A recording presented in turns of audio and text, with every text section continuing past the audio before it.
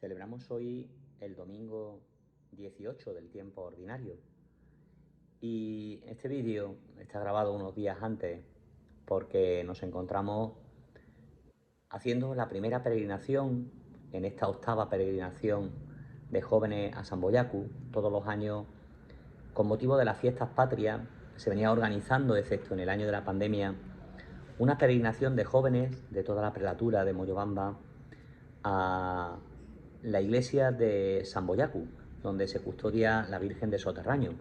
Y es por eso que este vídeo está grabado con anterioridad, porque nos encontraremos en un sitio donde no hay cobertura, peregrinando en dos ocasiones, este fin de semana y el fin de semana próximo, con los jóvenes de la parroquia y de los distintos poblados y caseríos que hemos dividido en dos secciones para no masificar en este tiempo de pandemia. Pero hoy, primer día del mes de agosto, nosotros en este domingo 18 del tiempo ordinario, pues también queremos aprovechar la liturgia para este rato personal de oración. Hoy comienza Jesús en el Evangelio, o continúa, con ese discurso del pan de vida del capítulo 6 del Evangelio de San Juan. Jesús ha realizado la multiplicación de los panes y de los peces gracias a esa colaboración de ese niño que le brindó 5 panes y 2 peces y él pudo hacer el milagro para saciar a la multitud.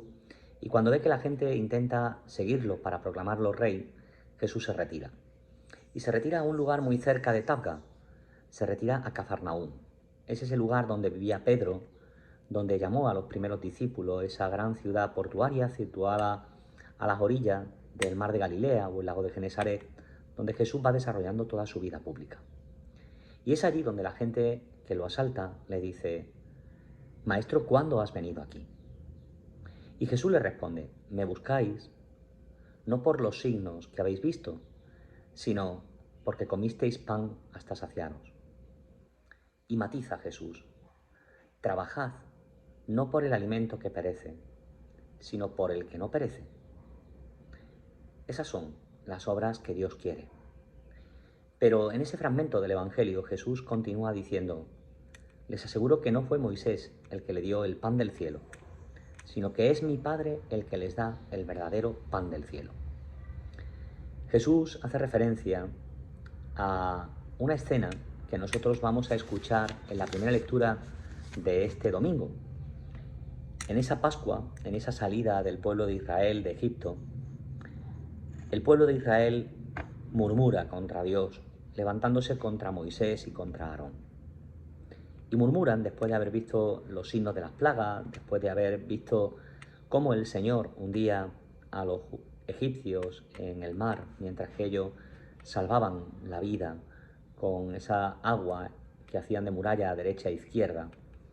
El pueblo murmura: ojalá hubiéramos muerto a manos del Señor en Egipto, cuando nos sentábamos junto a la olla de carne y comíamos pan hasta hartarnos. Pero ustedes nos han sacado a este desierto para hacernos morir de hambre. Y es entonces cuando el Señor le dice a Moisés: yo haré llover pan del cielo, que el pueblo salga todas las mañanas a recoger la ración de cada día. Yo los pondré a prueba para ver si guardan mi ley o no. He oído las murmuraciones de Israel. Diles: hacia el crepúsculo comerás carne, y por la mañana te saciarás de pan, para que sepas que yo soy el Señor. Y durante ese peregrinaje, todas las mañanas, cuando se evaporaba la capa de rocío, los judíos salían de sus tiendas y recogían un polvillo blanco llamado el maná, el pan del cielo. Por eso en el arca, junto al cayado de Moisés y junto a las tablas de la ley, pusieron un poco del maná, que era el pan que Dios dio para proveer a su pueblo, alimentándolo durante el peregrinaje. Y es que para nuestro peregrinaje Jesús deja otro pan.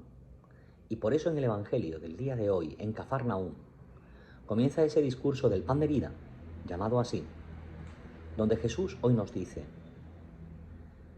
les aseguro que no fue Moisés el que les dio el pan del cielo, sino que es mi Padre el que les da el verdadero pan del cielo. Porque el pan de Dios es el que baja del cielo para dar vida al mundo. Me acuerdo de dos anécdotas, porque la presencia verdadera, real y sustancial de Jesús en la Eucaristía es algo a lo que nos hemos acostumbrado tanto que quizá deberíamos de pararnos, y por eso durante 4 domingos la liturgia nos va a poner frente al misterio de la presencia de Jesús en la Eucaristía, el pan de vida. Yo soy el pan vivo bajado del cielo. La primera de esas anécdotas se remonta en el tiempo, cuando en el año 2007 tuve la oportunidad, con un grupo de universitarios de Córdoba, de ir a Calcuta y tener una experiencia misionera junto a las Hermanas de la Caridad. Yo iba a un lugar llamado Cáliga. Era un centro donde se recogían a moribundos de la calle y se les acompañaba dándole alimento, cuidados, cariño, atención, hasta que fallecían. Y allí los poníamos en un lugar especial donde la Madre Teresa había escrito en la pared una frase que decía: The Body of Christ, el cuerpo de Cristo. El cuerpo de Cristo que tocamos en la Eucaristía es el cuerpo de Cristo que se hace presente en la carne débil, flaca, de nuestro hermano necesitado, pobre y mendigo. Y allí, durante aquel mes, las madres misioneras de la caridad me pusieron a trabajar junto a un chico que de rasgos era hindú, pero que era estadounidense. Él era de Boston y era médico. Aquel chico, los últimos días, porque era médico, pues en su inglés me fue contando su historia. Y su historia es la siguiente: cuando él empezó a estudiar medicina, empezó a interesarse por la historia del país de procedencia de sus padres. Sus padres eran de la India. Y llegó a sus manos la historia de Madre Teresa de Calcuta. Él se apasionó por la vida de aquella mujer y, como no era cristiano, porque su padre era sacerdote brahmán, pues no tuvo otra cosa que ponerse en contacto con el capellán de la universidad y entablar relación con él para que le fuera hablando de ese misterio de la Eucaristía, de lo que significaba el rosario, hasta tal punto que aquel chico decidió en un momento determinado de su vida bautizarse. Se lo contó a su madre y su madre a su padre, y su padre, sacerdote brahmán, no podía recibir la afrenta pública de que su hijo único pues se hiciera cristiano, y amenazó con desheredarlo, y amenazó con dejar de pagarle la carrera, los estudios, y amenazó con repudiarlo. Incluso los padres vieron peligrar su matrimonio. El caso es que aquel chico siguió adelante y preparó la ceremonia de su bautismo, de su confirmación y de la primera comunión durante la cuaresma de aquel año.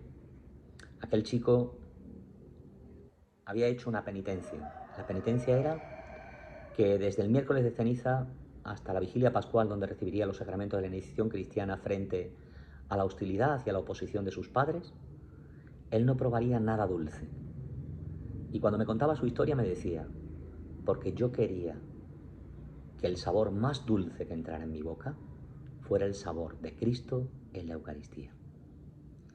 Es verdad que los avatares de la historia pues se valieron para que él hizo una novena, Madre Teresa, para que aquel paso en su vida pues no fuera tan terrible para su familia. Y es verdad que en aquella ceremonia donde recibió los sacramentos de la iniciación cristiana estaban entre los asistentes sus padres. Tanto es así que como regalo de fin de carrera, pues sus padres le permitieron y le pagaron, ¿no?, un viaje a Calcuta para que viviera la experiencia de voluntariado junto a las misioneras de la caridad. Luego yo perdí contacto con aquel chico que me decía que el sabor más dulce que quería tener en su boca era el sabor de Cristo en la Eucaristía. Pero me han dicho que siendo médico se hizo sacerdote. La segunda anécdota, pues muy reciente. Hace apenas mes y medio casaba a una pareja de convivientes que llevaban más de 40 años juntos como pareja, y que ella sabía que, afectada por un cáncer, pues se aproximaban los días de su partida. Varias veces habían intentado, pero la enfermedad no se le había permitido, pues el celebrar el sacramento del matrimonio. El caso es que, casi moribunda, pero todavía consciente, celebramos la Eucaristía, celebramos el sacramento del matrimonio y me dijo ella, era lo que me faltaba para poderme presentar delante de Dios. Poder recibir a Jesús en la Eucaristía. Poner mi vida en orden, celebrando lo que es el sacramento del matrimonio. Pues hoy que Jesús nos dice, mi carne es verdadera comida, yo también le pido al Señor la gracia de que no me acostumbre nunca a lo que significa la presencia de Jesús en la Eucaristía, a que me siga sobrecogiendo, a que me siga también el Señor espabilando el corazón que se adormece y a que me haga vivir también con esa conciencia de que el verdadero pan del cielo es el sabor de Cristo en la Eucaristía que, por un amor inmerecido, desmesurado, se sigue quedando en un poco de pan bajo la apariencia del vino. Y es Él mismo, este es mi cuerpo, este soy yo, que por amor a ti no solamente quiero sostenerte con mi gracia y providencia, sino que me quiero hacer uno contigo, en intimidad. Hoy, Jesús, yo también te digo, dame siempre de ese pan, Señor. Tú que eres el pan de la vida, sacia el hambre de mi corazón enfermo, que creer en ti sacie mi sed, que cada Eucaristía, que cada comunión, Señor, sea el encuentro de tu sed por mí y de la sed de mi alma, de mi vida, por ti, el verdadero pan del cielo. Madre mía Inmaculada, Nuestra Señora Reina de la Paz, Nuestra Señora de Fátima, desde este patio de la casa parroquial en Picota, yo te pido, María, que la carne inmaculada de tu Hijo sea para mí también anticipo de la gloria eterna y unión de mi pobreza con la grandeza del Dios, que me quiere tanto, que se hace comida para alimentar mi vida, saciando mi hambre, alentando también mi peregrinar, sosteniéndome con su presencia providente, Dios en mí. Que así sea.